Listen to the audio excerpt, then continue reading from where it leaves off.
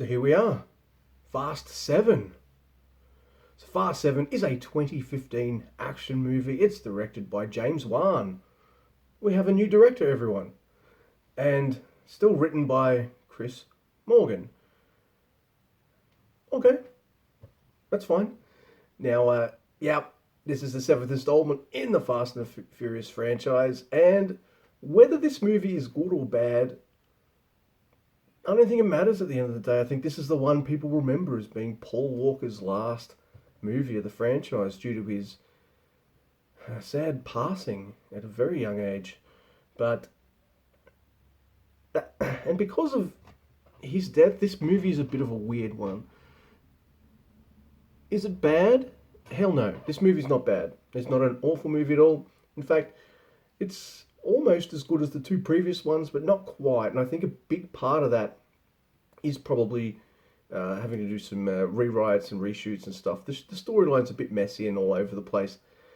But in this one, Deckard Shaw, who appeared at the end of Fast 6, he supposedly kills Hung Lei and says, "I'm coming for you, Dominic Toretto, and all your family." So that's what this movie is. It's them going after Deckard Shaw while Deckard Shaw goes after him. And there's a few silly things about it. Like, they spend this whole movie looking for this thing called God's Eye, which makes me think Chris Morgan has seen a few episodes of Person of Interest and is like, oh, I can put this into a Fast franchise movie. And he does. And it works all right. The only problem is every time they go to get the God's Eye or to go to the next step in finding Deckard's there. It's like they never really have to look for him because everywhere they go he's there. So it made me think, why do they even bother going after this God's Eye in the first place? Because Deckard's just going to follow him anyway. Eventually in this movie, they all go, all right, he's coming for us, so let us go back home where we know the streets. And that's what they do.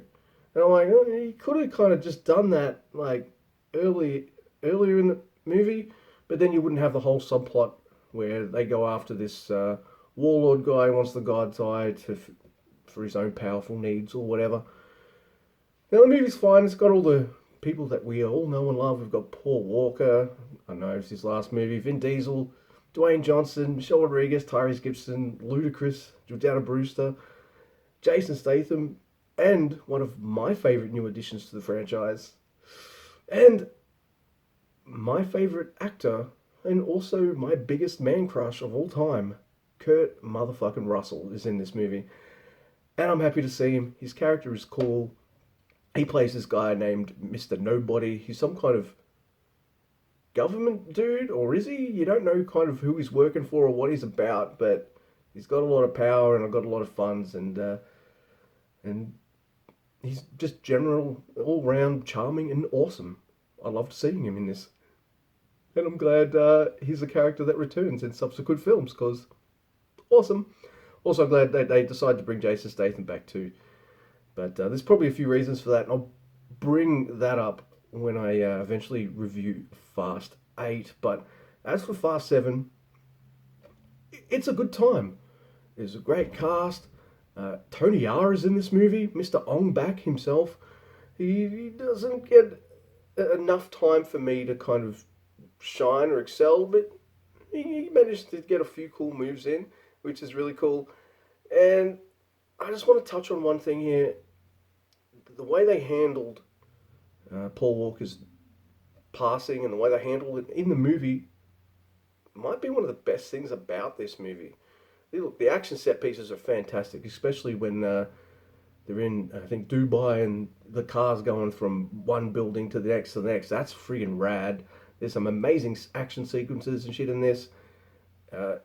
It does deliver what you expect. It's just a little messy, and that's probably due to Mr. Paul Walker passing away. But look, that's fine. It's still a good time. The ending is amazingly well done. Very respectful. Quite like it. And look, it's a good time. It's not quite up there for me as some of the previous ones. So, how have I rated them thus far? Oh, I haven't done an updated list, but there we go. And Fast Furious 6 was a 7 as well. I'm giving this one a 6.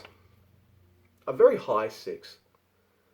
It's a little messy and head scratchy, but there were circumstances.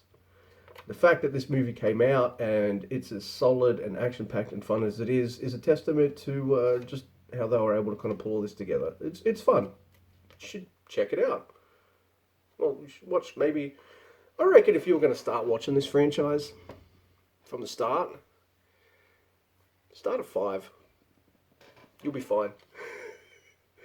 That's when they get...